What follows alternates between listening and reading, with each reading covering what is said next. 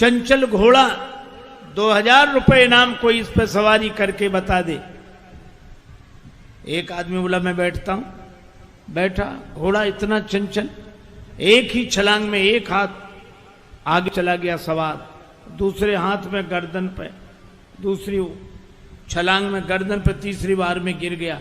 लोगों ने कहा गिर गया गिर गया गिर गया। वो बोला कौन कहता गिर गया, मैं जीत गया हूं, इनाम दो।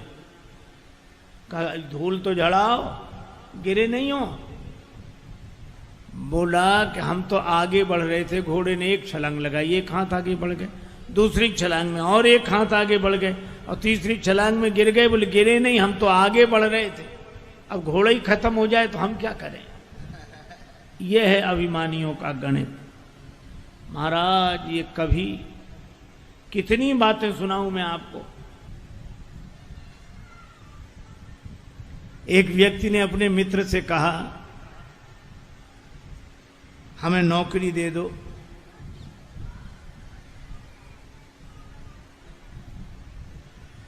दूसरा मित्र बोला कि हमें तो नौकर की तलाश ही है, तुम ही मिल जाओ, काम क्या करना पड़ेगा। बोले और तो हम सब कर लेते हैं, सोच विचार में कच्चे हैं, हम विचार ही नहीं कर पाते। तुम विचार करके बताया करो, हम काम किया करेंगे। ठीक है, कितना रुपए महीने में दोगे? का 5000। ठीक है, पर उसने उस नौकरी देने वाले मित्र से पूछा कि तुम क्या करते हो? बोला हम तो खुद नौकरी करते हैं। तुम्हें कितने मिलते हैं? का कुल 2500। तो ये मित्र बोला कि जब तुम्हें ही 2500 मिलते हैं तो हमें 5000 कहां से दोगे? बोला अब ये तुम सोचो, इसीलिए तो तुम्हें रखा है, अब तुम विचार करो।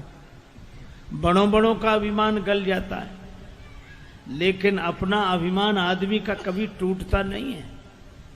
दो आदमियों में झगड़ा हुआ, एक ने का ऐसा तमाचा मारेंगे कि तुम्हारे 3200 दांत नीचे गिर जाएंगे, तो दूसरा बोला हम ऐसा तमाचा मारेंगे कि तुम्हारे 64 दांत नीचे गिर जाएंगे। तो उसमें बोलो 64 दांत होते भी हैं? तो वो आदमी बोला हम जानते, दोनों झगड़े में तुम तीसरे जरूर बोलो। तो एक ही हाथ में 32, इसके 32, तुम्हारे 64 पूरे। अभिमान आदमी कभी अपनी गलती मानता ही नहीं। एक व्यक्ति कह रहा था काशी में बड़े बड़े विद्वान जुड़े, पर हमें कोई हरा नहीं पाया, कोई नहीं हरा पाया।